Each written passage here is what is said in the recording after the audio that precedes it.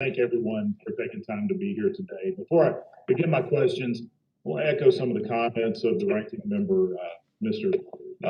Davis, that he had made and express my disappointment, my sincere disappointment at the lack of committee consideration for this bill totaling almost 800 pages. HR 1 was referred to 11 House committees, yet the majority can only muster one hearing with only one round of questions. We've heard that since we had a markup in the previous Congress, that we don't need to have one this time. But yet we do know that changes have been made to this legislation. If this legislation is as important as my good colleagues on the other side of the aisle, the majority is saying that it is, and it is so needed, then we need to have more vetting of this bill other than just one single hearing.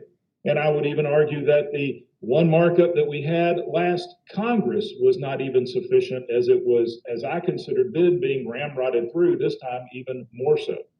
And so if the majority is truly concerned, as has been stated, strengthening American democracy, I challenge them to begin with following regular order, which I would submit would be actually unique in this Congress, as we've seen so far.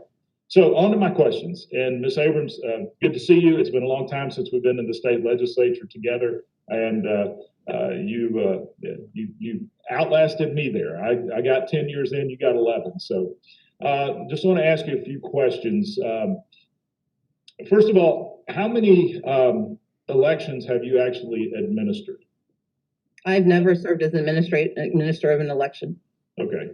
Well, thank you for that. In your written testimony, you explained that Georgia saw a record high turnout in the 2020 general election, including from communities of color, which was incredible.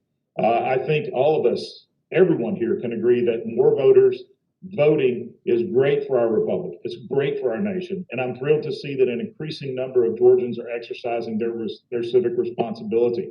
I think that is extremely important. And understand your work focuses on ending voter suppression, as we've heard and read a lot about, and that you allege that the suppression continued during the 2020 election. So my question is, can you explain how you reconcile the record high turnout with allegations of voter suppression, particularly in light of Georgia's photo ID requirements for in-person voting?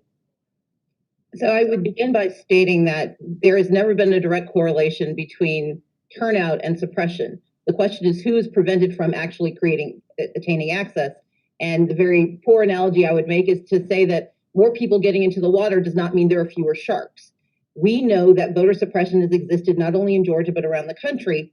And in Georgia in particular, the suppression that we pointed out in 2018, that we litigated in 2019 and 2020, actually led directly to the resulting increase in turnout. Because a number of voters who've been previously prohibited from voting because of exact match, they were given greater access because the exact match system was finally generally gutted because of the litigation and legislation that came out of our efforts through Fair Fight. In addition, additional litigation secured uniformity in the treatment of absentee ballots. We know that in 2018, there's a disproportionate number of people of color whose absentee ballots were rejected. Those ballots were accepted because we had a uniform system of cure that was agreed to by the Secretary of State through court order. On a number of issues, from a range of absentee ballot access to poll closures, we know that when we can defeat those voter suppression activities, more people can participate. In your district alone, we saw hour-long wait times that were decreased when we were able to compel Cobb County to expand the number of poll access points. We know that it does not mean that there is no voter suppression when we can mitigate the harm of suppression. But our mission should not be mitigation. It should be the destruction of voter suppression in our elections. And that should be I believe, the goal of every person in America, especially patriots. Because I am running out of time. I appreciate that.